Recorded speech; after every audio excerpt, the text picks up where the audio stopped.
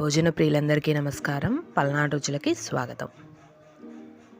తిరుమల అంటేనే మొదటిగా మనకు గుర్తొచ్చేది ఆ ఏడుకొండల స్వామివారు. ఆ తరువాత ఆ స్వామివారికి నివేదించే అత్యంత ప్రీతికరమైన లడ్డూ ప్రసాదం. ఈరోజు ఆ లడ్డూ ప్రసాదాన్ని ఇంట్లో ఎలా తయారు చేసుకోవాలో చూసేద్దాము. చిన్న మాట అండి, స్వామివారికి నివేదించే లడ్డూ ప్రసాదానికి మనం తయారు చేసే లడ్డూ ప్రసాదానికి రుచిలో కొంచెమైనా తేడా ఉంటుంది. అది గమనించగలరు. ప్రాసెస్లోకి వెళ్తే ముందుగా ఒక గిన్నె తీసుకొని అందులోకి 2 టేబుల్ స్పూన్ల పంచదార వేసుకోవాలి.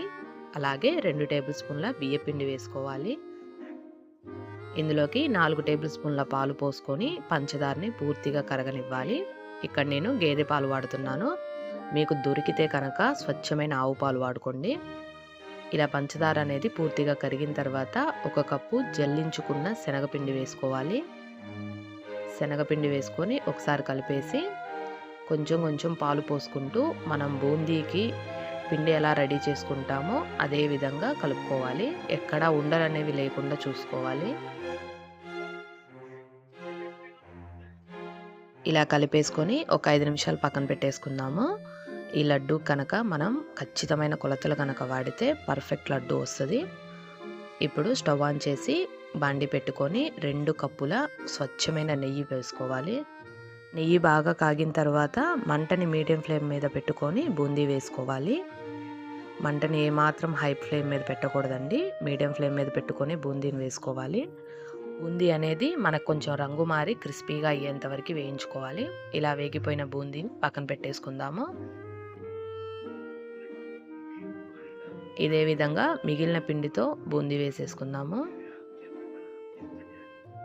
ఇలా రెడీ చేసుకున్న బూందీని పక్కన పెట్టేసుకుందాము. ఇప్పుడు పాకం కోసము స్టవ్ ఆన్ చేసి గిన్నె పెట్టుకొని 1/2 కప్పు వరకు నీళ్లు, 1 కప్పు వరకు పంచదార వేసుకోవాలి. శనగపిండి ఎంతైతే తీసుకుంటామో పంచదార కూడా అంతే తీసుకోవాలి. పంచదార అంతా పూర్తిగా కరిగి ఒక లేత తీగ పాకం వచ్చేంత వరకు మరిగించుకోవాలి. ఇలాగ లేత తీగ పాకం వచ్చిన తర్వాత మంటని సిమ్లో పెట్టుకొని మనం రెడీ చేసుకున్న బూందీని వేసుకొని పాకం అంతా బూందీ పీల్చేంత వరకు ఉడికించుకోవాలి. ఒక 5 నిమిషాలకి మనకి బూందీ పాకమంతా పీల్చేసి ఈ విధంగా వస్తుంది. ఇప్పుడు స్టవ్ ఆఫ్ చేసేసుకొని బూందీని పూర్తిగా చల్లారనిద్దాము. ఇలా పూర్తిగా చల్లారిన తర్వాత ఒక మిక్సీ జార్ తీసుకొని అందులోకి బూందీ మొత్తం వేసేసి మెత్తగా పొడి చేసుకోవాలి. ఇప్పుడు ఒక వెడల్పాటి ప్లేట్ కానీ గిన్నె కానీ తీసుకొని అందులోకి ఈ లడ్డు మిశ్రమాన్ని వేసేసి అందులోకి నెయ్యిలోకి వేయించి పెట్టుకున్న జీడిపప్పు, కిస్మిస్, అలాగే యాలుకలు, అలాగే 2 టేబుల్ స్పూన్ల పటిక బెల్లం చిప్స్ కూడా వేసుకొని మొత్తం ఒకసారి కలిపేసుకోవాలి. ఇప్పుడు ఒక 4-5 టేబుల్ స్పూన్ల నెయ్యి వేసుకొని మొత్తం కలిపేసి మనకి ఏ సైజులో లడ్డు కావాలంటే ఆ సైజులో లడ్డు చుట్టుకోవడమే. నేను ఇక్కడ చిన్న సైజులో లడ్డు చుట్టుకుంటున్నాను. మీరు కావాలంటే పెద్ద సైజులో కూడా చేసుకోవచ్చు.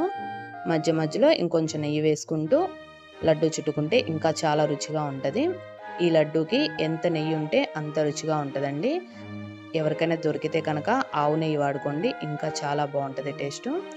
ఇలా తయారు చేసి స్వామివారికి విశేషమైన రోజుల్లో లేదా పండగలప్పుడు ఈ ప్రసాదాన్ని చేసి నివేదించండి. ఈ వీడియో కనుక మీకు నచ్చితే లైక్ చేసి సబ్స్క్రైబ్ చేసుకోండి. Thanks for watching.